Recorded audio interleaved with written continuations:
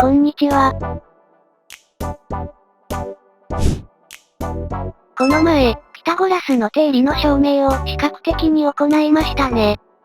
今回も、行います。まあでも、今回のは前回のと、ほぼ、というか同じです。すいません。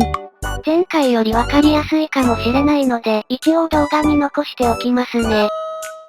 では行こう。証明するのはご存知これです。ということで、直角三角形を用意しました。4つの合同な直角三角形を、こんな風に並べます。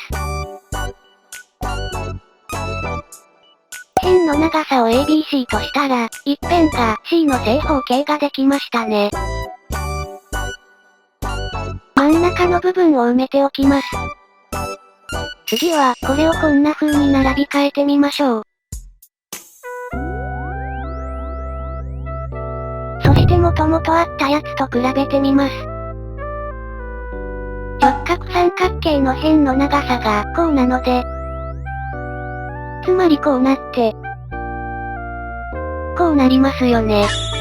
上の正方形の面積は C の2乗、下の図形の面積は A の2乗プラス B の2乗ですね。これらが等しくなるので、C の2乗イコール A の2乗プラス B の2乗が成り立って証明完了です。どうでしたか？すっきり満足しましたか？私は、動画の尺が稼げなくて満足できません。